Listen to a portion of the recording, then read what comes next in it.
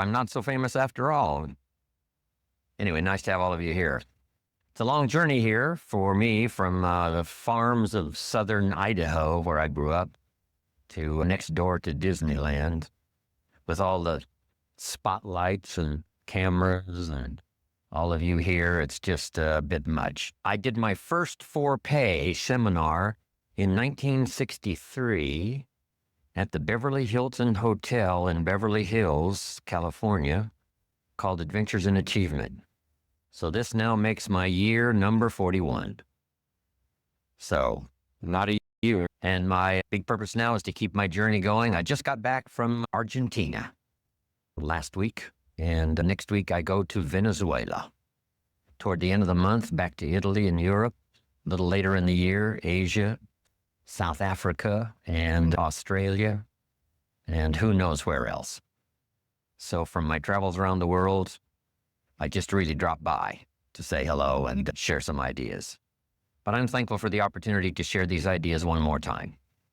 The ideas I want to share with you so dramatically changed my life. I'm always excited about the opportunity to share them one more time. I quit school at age 19, unfortunately. My reasoning was, I'm smart enough to get a job. How much smarter do you need to be? And with that bit of shallow thinking, I quit school at age 19. A little while later, I went to work, got married, started this little family, and I'm out there working hard, doing the best I could, but falling a little bit behind every year. Finally, the creditors once in a while are starting to call, saying, you told us the check was in the mail, and I'm embarrassed by that. And then I'm sure some of you, if you've listened to my cassette tapes or the CDs or heard some of my material, the Girl Scout story finally occurred, age 25. I hear this knock on the door. I go to the door, and there's this Girl Scout, about this tall, selling cookies for the Girl Scouts. She gave me one of the finest sales presentations I've ever heard.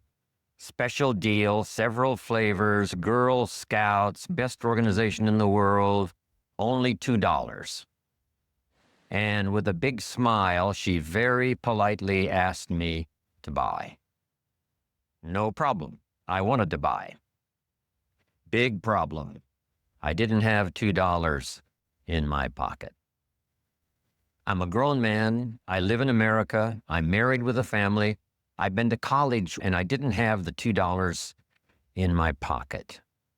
And I didn't want to tell her that. That seemed too embarrassing. So I did what I thought was next best. I lied to her. And I said, look, we've already bought lots of Girl Scout cookies. We've still got plenty in the house we haven't eaten. She said, oh, that's wonderful. Thank you very much. When she leaves, I say to myself, I don't want to live like this anymore. How low can you get lying to a Girl Scout, right? That's the ultimate. So I started my search that day, and sure enough, very shortly, I met this extraordinary man by the name of Mr. Earl Schoaf, and my life was never the same after that. Chris mentioned ideas, and that's where this whole flow of unique ideas started for me, age 25. I had the opportunity to go to work for this extraordinary man. I worked for him for 5 years. Then, unfortunately, he died, age 49. But the things he taught me during that 5 years transformed my economic life especially. But my personal life, my leadership chances, all of that came from that unique experience. So maybe it's true when the student is ready. When someone says, I've had it, this is it, I don't want to live like this anymore, and then you begin a new search. We're going to share in my portion for today. If you start the search, the odds are excellent you will find good ideas. If you search, you will find. Finding is reserved for those that search. Ideas are not reserved for those that hope. They're not reserved for those that wish. They're not reserved for those who complain. Good ideas are reserved for those that search. So the first thing I want to do is congratulate all of you for being here, continuing your search, spending the money and spending the time to come and spend a few days and see if you can't, through the accumulation of hours and speakers that we have during this weekend, go home with a harvest of good ideas for your business, for your life, for your marriage, for your friendships, for your economic future, and for all of the rest. We've all heard the expression, nothing so powerful as an idea whose time has come. How very true. The walls came tumbling down about 15, 16 years ago in Germany, and the time had come for capitalism to finally reach those unfortunate countries that have been dominated by communism for so long. And that idea now is beginning to flourish. I've been teaching capitalism now for the last 10 years in Russia. I've made 5 trips to all the major cities. It's incredible when an idea finally comes and the time is right, what can happen. But now here's the next part for your notes. Nothing so powerful as an idea that comes at the right time. And hopefully today for you and the rest of this series of good trainings, this would be a good time for you. Maybe you've got 3 numbers of the lock that needs 4 numbers. And you've already got 3 already dialed in from the sermons you've heard and the lyrics of the songs you've listened to and personal conversations and meetings and trainings and seminars and books you've read, all of that, right? You got the 3 numbers. And just maybe this weekend could well be that 4th number for you that you've been looking for. And the lock will open and the door will open, and there could be some real new accelerated opportunity for you. So I hope that's true. From what I have to say and from Dennis and Brian and other speakers that are going to share with you, this could be a very important weekend for you. I hope it's one of those life-changing weekends where you look back and say, wow, I was never the same. And the chances are excellent if you keep going to as many things as you can get to in terms of information, ideas, seminars, lectures. Because if you go continuously and systematically, some of them will be routine, some of them may be ordinary, and then just once in a while, some may be extraordinary, and you're never the same again. And you'll look back on that experience and say, that was one of the days that turned my life around. So I hope this weekend, from what I have to share and the rest of the speakers, this is one of those extraordinary weekends for you. Here's another note to make. No one person has all the answers. No one person has all the ideas. We need to gather ideas from a variety of voices and from a variety of experience, from social to personal to political to the management of time, the conservation of resources. You got to have a whole variety of ideas. So this weekend, we're going to have a chance for that. Multiple speakers and a chance for multiple ideas to come your way. Next is a little phrase that I'd like to have you memorize. And if you memorize it, I'm sure it'll follow you for the rest of your life. Here is the phrase. You can write it down as we memorize it. Here it is. From testimonials and personal experience, repeat that for me. From testimonials and personal experience, we have enough information to conclude. I'll let you write it down. We have enough information to conclude. So repeat for me. We have enough information to conclude. We have enough information to conclude that it's possible. Jot that down, that it's possible. So repeat for me, that it's possible. And the rest. To design and live an extraordinary life. Make that note, to design and live an extraordinary life. From testimonials and personal experience, we have enough information to conclude that it's possible to design and live an extraordinary life. I hope you will give that little phrase some consideration. And here's what's next. I hope you buy the idea that from testimonials and personal experience, we have enough information to conclude that it's possible to design and live an extraordinary life.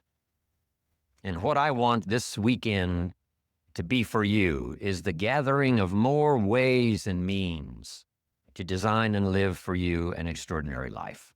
I don't know how far you want to go. Here's the first essence of life, and that is self-preservation, to produce enough to take care of yourself. The instructions given right to the couple that left the Garden of Eden. One was to multiply, but here were the next instructions, to be fruitful. How fruitful, how productive should one be? And here's number one, to produce enough to survive. To produce enough to take care of yourself. And self-care is important. If you're flying on an airplane, the flight attendant says if for some reason we run out of oxygen, these oxygen masks will fall from the ceiling. And if you have children with you, quickly take care of them, then take care of yourself. No. They say what? Put your mask on first. Put your mask on first. See to your survival first. Then you'll be more capable of taking care of the survival of your children. Isn't that interesting? My father had an interesting saying. He said, son, right after me, you come first. And I was in business with Bob Cummings, the old movie star.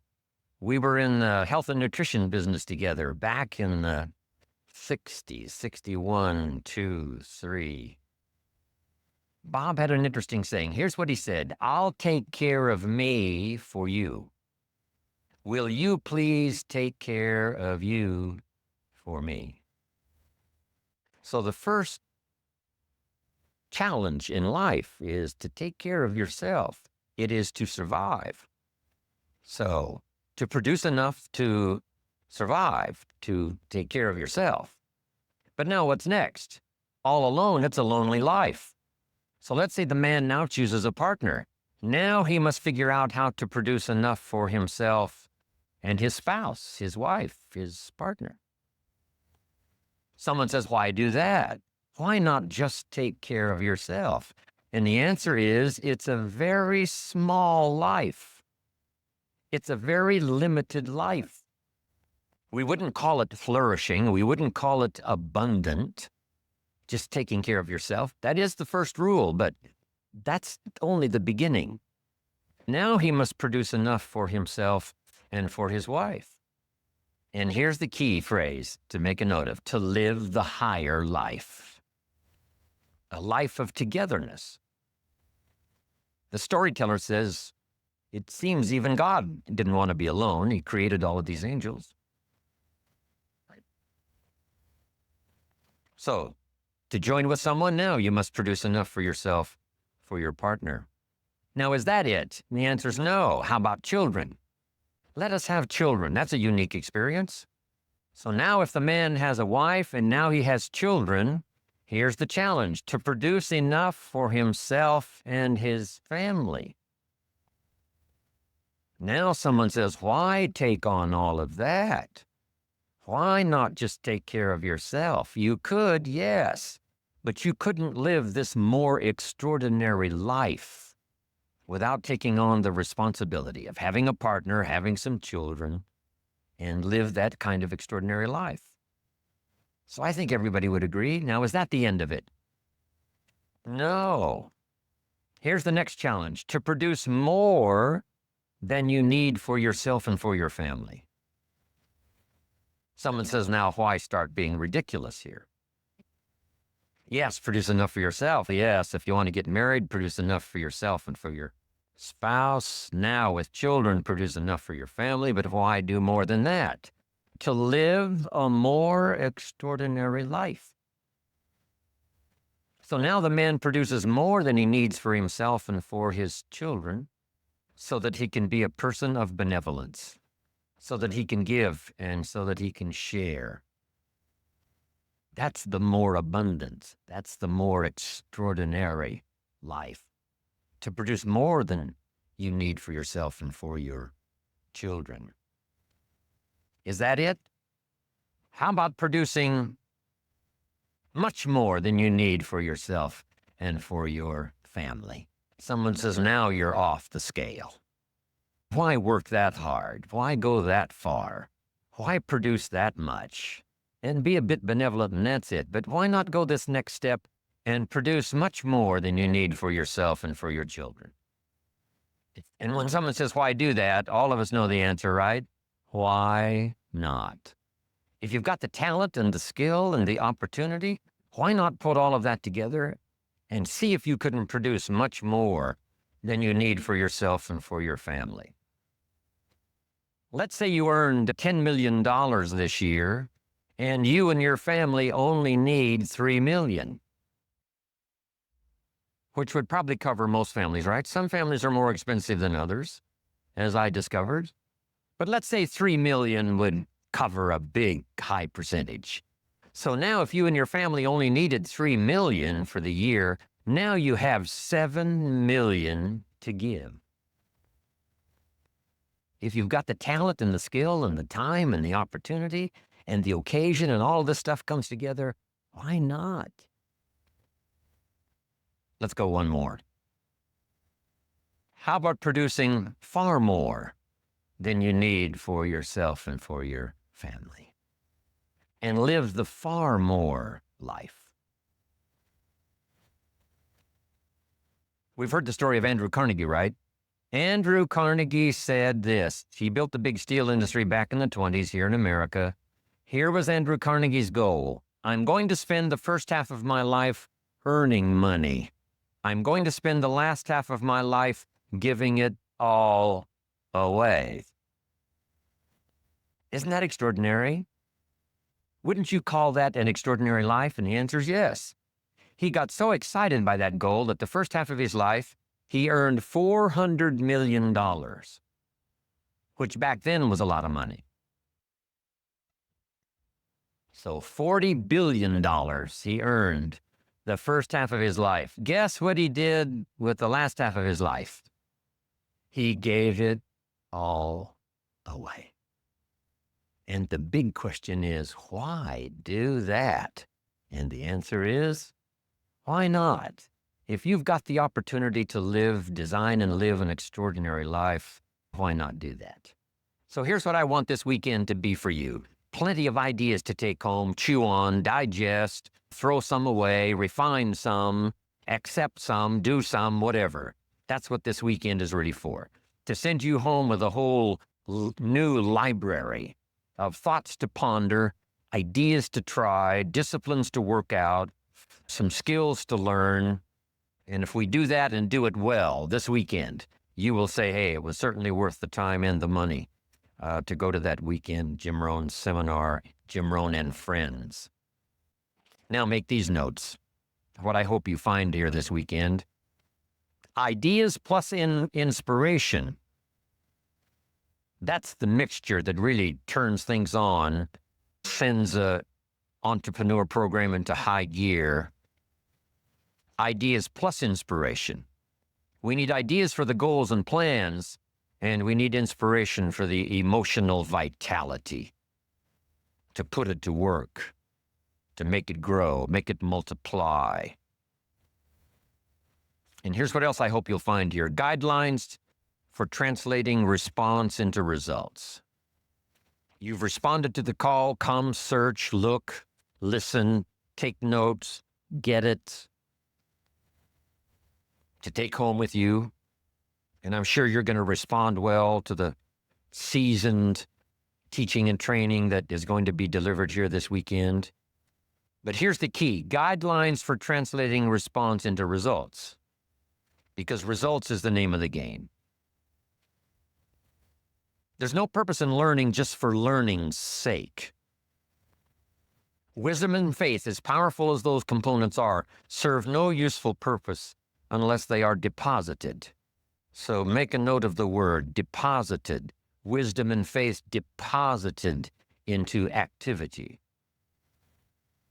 Wisdom and faith put to work now produces a hotel, produces a Salk vaccine, produces a city, produces an institution of learning, produces a career, produces a relationship, right? Ideas and faith, believing that it's possible, that ideas can work miracles, now put to work. So the big job here is getting it all. And so now make the next note. Next is going home and translating it into high activity, good health activity, a better relationship activity, an entrepreneur program activity, a new burst of speed in your sales career, all of that. That's what I'm really interested in. Because here's what's important to me, is for my name once in a while to appear in someone's testimonial. It's one of life's greatest experiences, is when your name appears in somebody's testimonial. Somebody says, here's the person who found me. Here's the person who got me started. Here's the person who wouldn't let me quit. Gave me more reasons for staying than for leaving. Here's the person who believed in me until I could believe in myself. And then they mention your name. See, you can't buy that with money.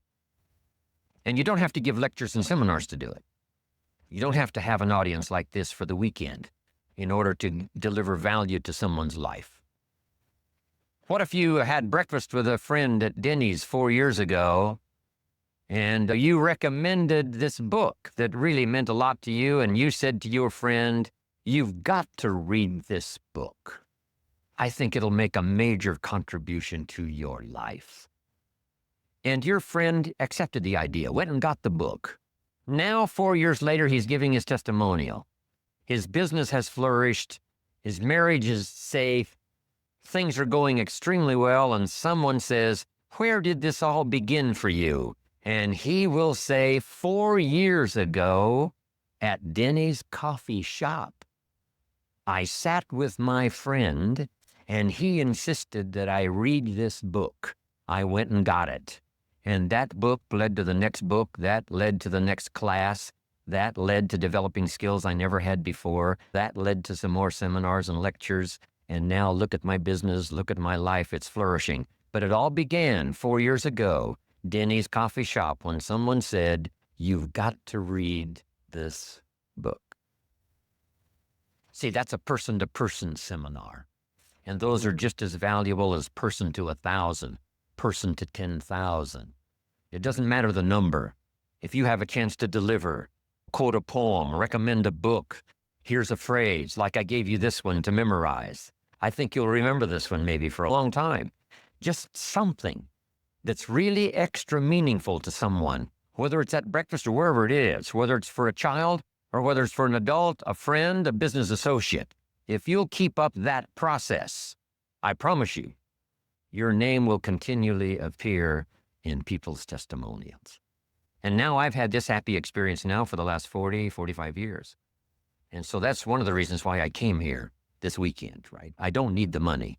You know, I've long ago made my fortune. But here's what I do need. Continuing testimonials that say, Mr. Rohn, on a summer day in Anaheim, California at the Marriott, I was there that weekend, and something clicked, and the lights went on, and I got the gift of some good ideas. Here's what's happened to me. Then they mention my name. See, that's what I want. Continuing testimonials that come back to me saying, thanks for sharing ideas. Okay. To get the most out of this weekend, jot these notes down now. Number 1, be thankful for what you already have. Thanksgiving sets up the situation where ideas can flow. Here's what locks up the doors of opportunity for good ideas, and that's cynicism. Cynicism locks all the doors. But if you'll be thankful for what you have, however modest or however much it is, I think that's the beginning of receiving a flow of new ideas. Here's the next one. Be eager to learn. There's already some extraordinary success stories in this room. No matter how successful you are, be willing to learn some more. We in the Millionaires Club invite a billionaire once in a while to come talk to us. And he says, well, you guys are doing okay, but how about stepping up? How about multiplying by 2, by 3, by 5, by 10? Come on, you've just gotten started.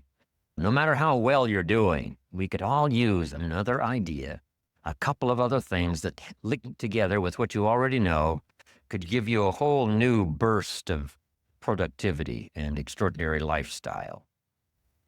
Then to get the most out of this session this weekend, you have to do what we call some tough listening. And sometimes it's difficult to gather up everyone's attention because our lives really seem to be going on outside this room. A part of our life is going on here while we're here.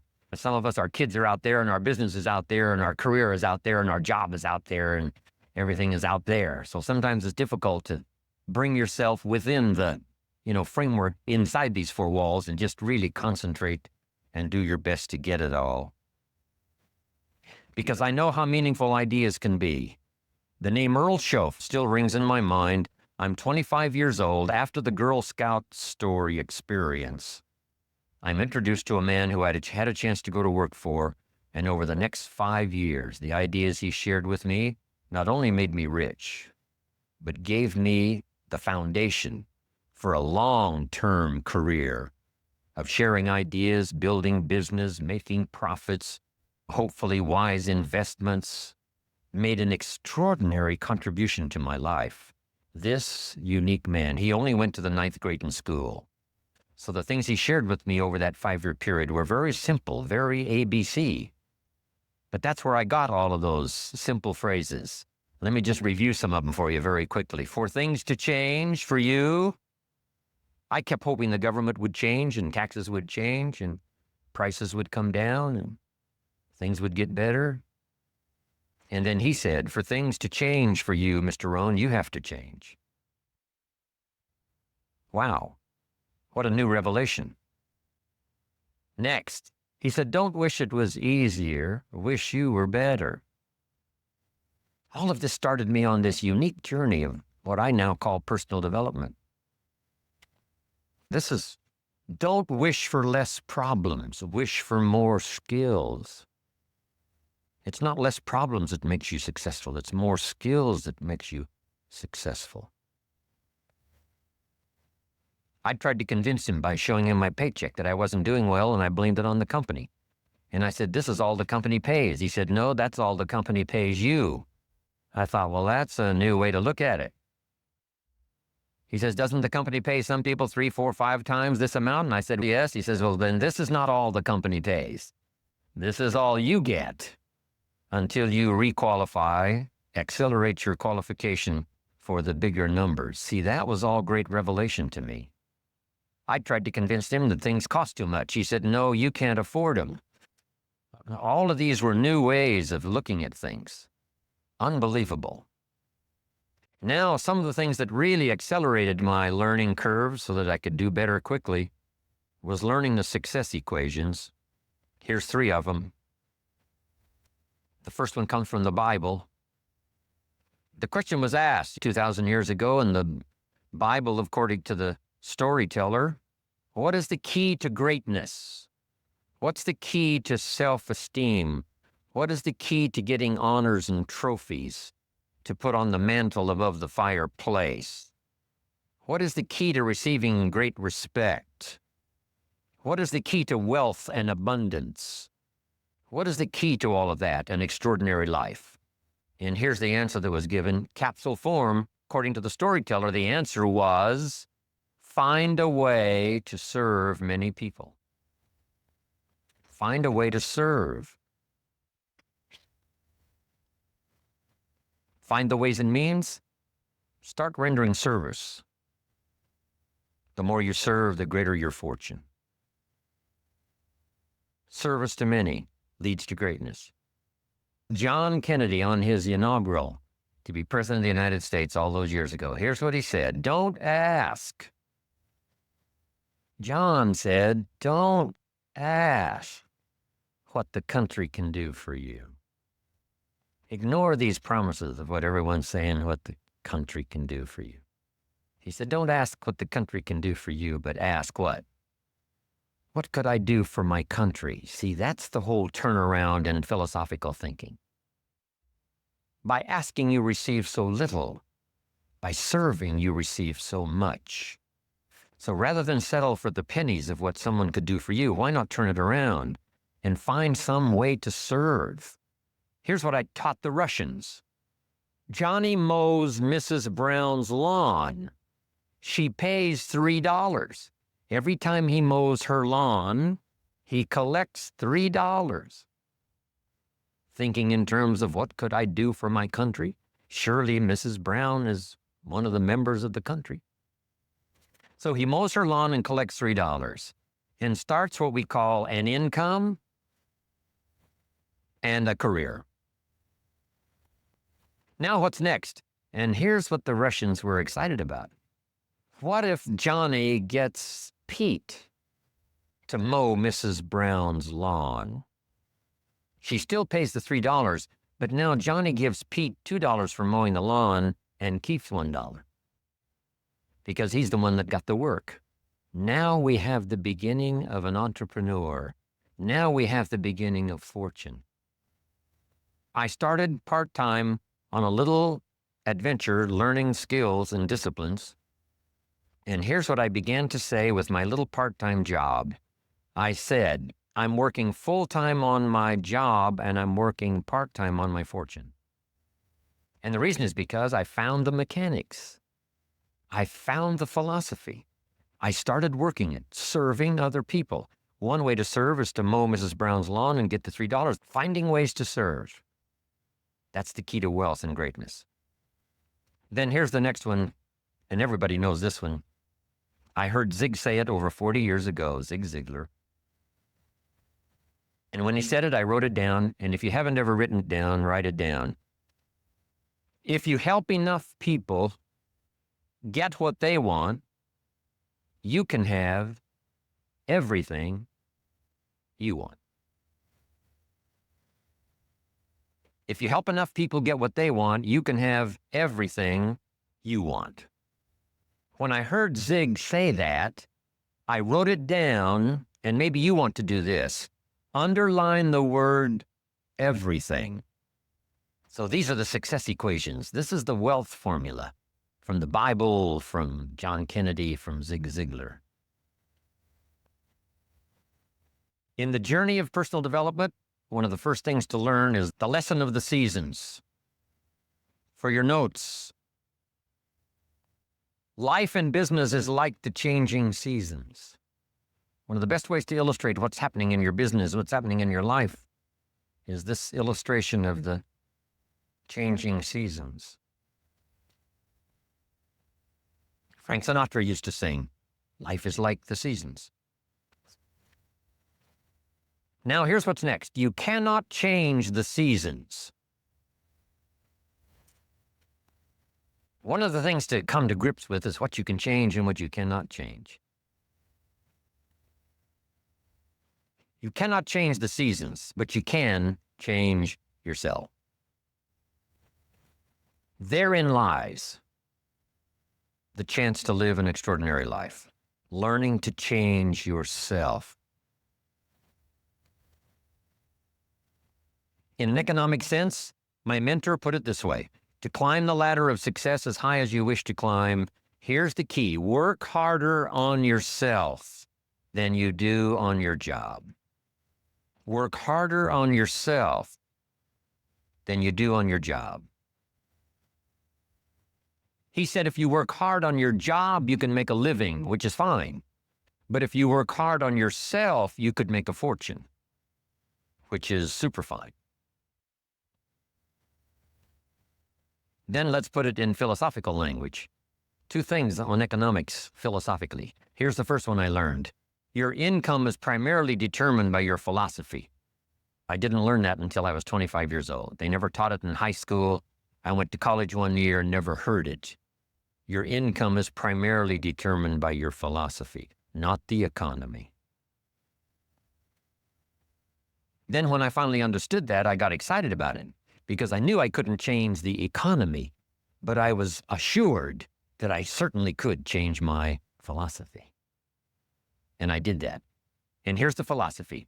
Success is something you attract by becoming an attractive person. Success is not something you pursue. It's something you attract. So the key to the better economic future is to become an attractive person with an attractive personality, an attractive list of skills, your knowledge of the marketplace, your ability to deal with a variety of personalities, all of those things that anyone can learn with a bit of study, practice, repetition. So the key is you cannot change the seasons, but you can change yourself. But let's talk about the seasons. Just in a brief outline here. Number one is the winter time. I don't know where we've caught you this weekend. Maybe it's spring for you. Maybe it's summer. Maybe it's harvest. You're cashing it in. But maybe for some of you, it's one of those winter times. Personal winters, social winters, economic winters. There's a variety. So what about the winter? Make this note. It always comes. So you got to be prepared. Hopefully you've done your homework. You're ready and prepared for this winter more than you were some others that have come into your life where you were less prepared. Make this note of a Bible story. It's very important because it's one of the great lessons of life. I'm an amateur on the Bible, but here's what the storyteller says. There were two nice people. So make the note now, two nice people, not one good and one evil, but two nice people. However, and that is the drama of life. However, two nice people. However, one built his house on the rock and the other built his house on the sand. Two nice people. Meaning it's possible for nice people to be casual. It's possible for nice people to be careless. And sometimes you can be careless and lose your life.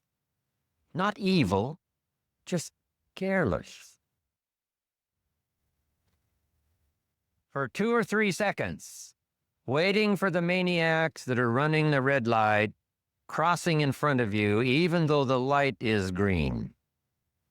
That little extra bit of caution, rather than being aggressive, little bit of caution could very well save your life. He's an honorable citizen. He makes good money. He contributes to the community, his church. He's a good man. But this morning he's in a hurry in Los Angeles, late for an appointment, and he's pushing it with his automobile. He comes to the intersection and the light turns red, and a little voice in his head says, "Go ahead, you're late. You can make it." And now he's dead. You don't have to go to Iraq to lose your life. You don't have to be evil to lose your life. All you have to be is a little careless at an unfortunate moment. So the key is to be not overcautious, but to be cautious. Don't build your house on the sand. Now add this note now. We're all tempted. When I was growing up, there was a cartoon of a little boy, and it showed this little boy with a little devil on one shoulder and a little angel on the other shoulder, both whispering in his ear. And the little devil said, "Go ahead and do it. It'll be okay." And the little angel says, "No, it won't be okay." "Yes, go ahead and do it." "No." How often does that occur for all of us? Every day. Go through the red light. It'll be okay. We must beware, okay? Not to be careless, not to be casual, and build your house on the sand. The same is true with your health. Don't build on the sand. The same is true with your career. Don't build on the sand. The same is true of being in business. Don't build on the sand, build on the rock. Because even nice people can make careless decisions, casual decisions that accumulate over a period of time. And those could be the winter. Now, here's the note to make. Some winters are of your own making, and some are not. Some are just the winter experiences. Maybe the whole country goes through it. It was a long time of winter for the Russians who lived through the communist system for about 80 years. Long winter of political despair, lack of freedom. But what's the key to the winter? Here it is in simple language. Hang in there. Winters don't last forever. Some are difficult and some are easy, but they never last forever. The night always comes after the day, but it doesn't last forever, just a few more hours. And if you hang in there, you can make it through the winter and the night. So wintertime. Here's the next season now, the season of spring. Make this note. My definition of spring, opportunity. Spring is not a guarantee that you're going to have a harvest, but it's an opportunity to plant one. It's not a guarantee that things are going to go well and you will accumulate what you need, but it is an opportunity to do. Springtime is opportunity. Now, it's usually a very short season, especially where I was raised in farm country, Idaho. So here's what you must do with opportunity. Seize it quickly. Don't let it just come and go. When the window of opportunity is open, to borrow a little space language. When they get ready to shoot the rockets or off into outer space, there's a window, they call it, of opportunity to go, not go, when the weather's right and whatever. But if you wait a little too long, the window closes, and it takes a while for it to open back up. So this is the key. Take advantage of the spring, such a short season. In some places, they got those big tractors with the lights on them going around the clock in the short season of spring to make sure that the seeds are planted. Take advantage of opportunity. Take advantage of opportunity to meet someone who could be a colleague for your future career. Take advantage of the day when it arrives, because the day will soon finish. Take advantage of the year because it will soon close. Take advantage. Now here's the next season. One of the greatest illustrations of life is in the third season, called the season of summer. And here it is in simple capsule form. In the summer, you must do two major things. Here they are for your notes. Number one, nourish and give life like a mother. Nourish and give life like a mother. Next, protect and defend like a father. This is called the work of summer.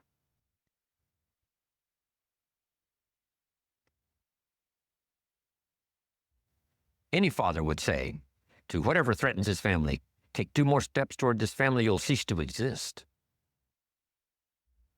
I'm father. I protect, I kill if necessary. So you've got to nourish your garden, and then you've got to protect it by fighting the weeds and the bugs that are out to destroy it. As soon as you've planted, the busy bugs and the noxious weeds are out to take it. Now put this line in your notes, and they will take it unless you are extremely father-like and vigorous. You have to develop a hatred for evil. The old prophet said, love good and hate evil, because those twin forces are at work always. Even in the beginning of the beginnings, Lucifer, according to the storyteller, tried to take over God's throne, didn't succeed, and so began the story of the creator and the spoiler. And so exists for all of us this great drama of the ability to create, but the destroyer not too far away. In another seminar I give, here's what I say, and this is good philosophy. It seems like opposites are in conflict and we are in the middle. Evil on one side, good on the other side. Illness on one side, good health on the other side. Darkness on one side, light on the other side. And they're in conflict. If you walk into a room that's dark and turn on the light, the darkness disappears and goes away. How far away does it go? Not very far. Waiting for a chance, what? To come back in. Move in, take over the territory. As light begins to lose its energy, darkness moves in. There's a war on. Here's what it's called. Push, shove. As we sit here, right? Good health plan is trying to defeat illness and drive it into a small corner. If you don't work on your good health plan, illness will drive your health into a small corner. It's called push and shove.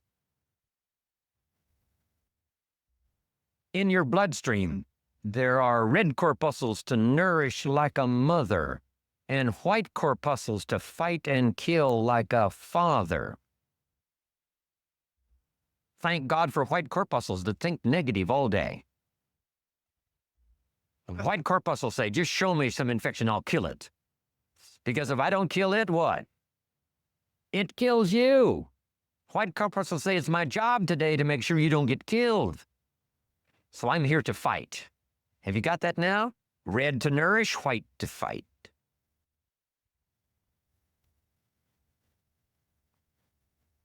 What if in this struggle the body calls for a banana and you send it a Coca-Cola?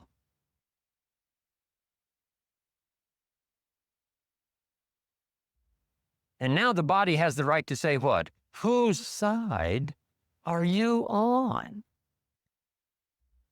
I'm working day and night to drive illness into a small corner and keep you healthy, and you keep sending me the wrong stuff. Come on, just a little cooperation here, and we can win this game. But see if you don't do your push-ups. And what was that little voice in my hotel room this morning that said to me, Jim Rohn, you don't have to do your exercises this morning. You're running a little late. And this little creature on this shoulder almost talked me into it. And the little angel says what? No, fall on the floor one more time, do those push-ups, a few crunches, a little modified version, yes, because you are late, but you got to keep up the pace. See, that's called what? The work of summer. Now, turn this around because it's also possible to love like a father and hate like a mother, just so you get the job done. And if it's a single parent, you got to do both the work of father and mother. It's extraordinary. But mother is capable of hate and defense and protect. Because I think years ago, Papa was off providing, Mama was home protecting. So she developed these instincts of danger in order to protect her family. Women are good. Women are unusual. They have this antenna that picks up all the stuff, especially danger. In the middle of the night, the baby cries. Mama's awake. Papa sleeps. Mothers sleep near the surface, and the least little movement or sound, they're awake. It's built in, the female mother, that instinct. She says to her husband, go look, something isn't right. Downstairs. He says, no, everything's fine. She says, go look. He says, okay. He gets up in the middle of the night, stumbles downstairs, and the front door is open. How did she know? They just know. I don't know how they know. They've got this instinct, especially for danger. Interesting story in the Bible. It says there are sheep and there are shepherds and there are wolves. Fairly ordinary story. Shepherds and wolves and sheep. But that's not the end of the story. To illustrate a point, the storyteller says, there are also some wolves that have learned to dress up like sheep. Now you need a woman. Man says looks like a sheep, talks like a sheep. Woman says ain't no sheep. Have you got this now? The work of summer. Here's what it's called, high drama. Nourishing and protecting, nourishing with one hand and protecting with the other hand. Even the battle of the mind. Here's a good note to make on the battle of the mind. Don't become a victim of yourself. In this battle of the mind, should I, shouldn't I, let it go? No, don't let it go. Think of your family. Beware of the thief on the street that's after your purse. But also beware of the thief in your mind